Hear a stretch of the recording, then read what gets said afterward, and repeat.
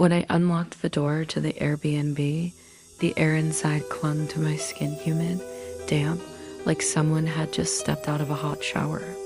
The place looked spotless, staged perfectly for photographs.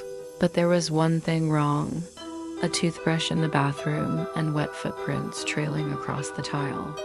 At first, I laughed nervously to myself, brushing it off as a mistake. Maybe the cleaner forgot something.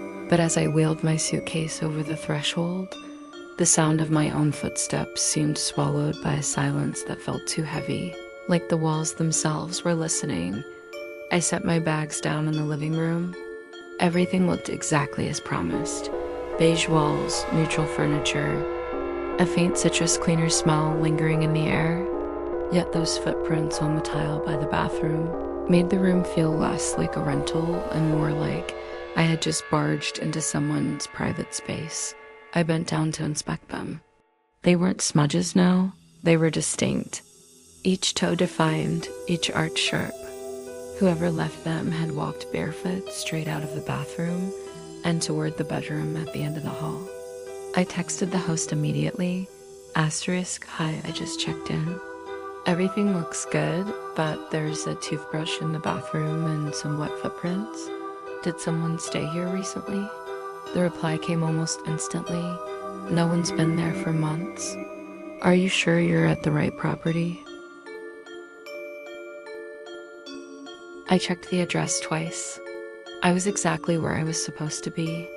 That should have reassured me, but instead it made my stomach tighten. If no one had been here in months, then whose footprints were those?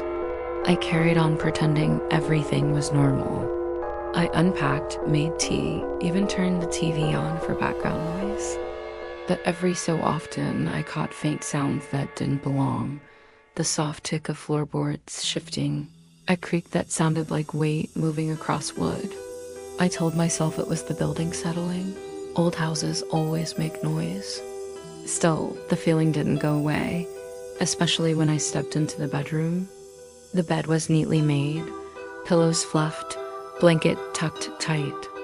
But the air was cooler in here, carrying the faintest trace of shampoo, a clean, floral kind, the type you'd expect someone to use that very morning. Above the far corner of the ceiling, I noticed a faint square outline, an attic hatch.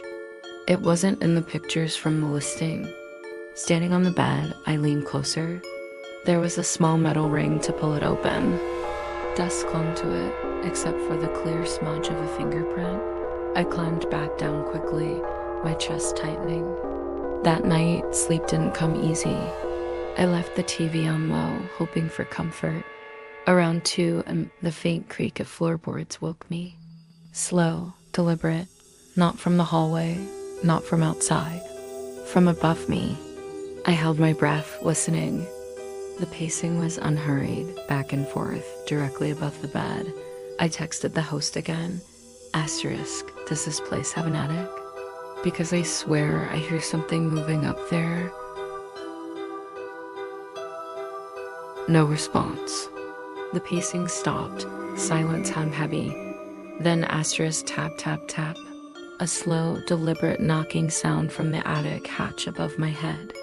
I froze, staring up at the ceiling, my body refusing to move. Minutes passed before I finally got up and dragged a chair across the room to wedge under the doorknob. When I woke the next morning, exhausted, the footprints in the bathroom were gone. Completely. The toothbrush too. The sink was bone dry, like nothing had ever been there. I thought about leaving right then. That some mix of exhaustion, stubbornness, and embarrassment kept me rooted. I told myself I was overreacting. 2 nights, that's all I booked. I could handle it. That second night, I locked the bedroom door again. Midnight came, then 1 a.m., then 2. I forced myself to stay still, eyes on the glow of my phone.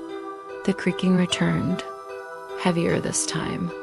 Slow steps, deliberate pressure on the boards above. I turned the TV louder, pretending I couldn't hear. Then came the sound I couldn't ignore, the faint groan of hinges. The attic hatch moving. My eyes started up. The square panel in the ceiling trembled, nudged from above. I watched, heart thundering in my ears, as it shifted just slightly out of place, enough to prove someone was pushing it. And then, in the silence that followed, a whisper drifted down. Asterisk, you shouldn't be here. I didn't wait. I grabbed my keys, my phone, and bolted, barefoot into the night. By the time I made it to my car, shaking, I looked back only once. The window of the bedroom glowed faintly from the TV I'd left on. And for just a second, I could swear I saw a pale face in the glass, watching me leave. I never went back for my things. The host messaged the next morning, asterisk, the cleaner found your belongings. Don't worry, we'll ship them to you. But please don't try to return. I never got another explanation. Just the memory of those footprints, the toothbrush, and the voice in the dark reminding me that sometimes a guess never really checks out. Drop a comment and let me know if you like this story. For more content, like and subscribe. See you at the next campfire.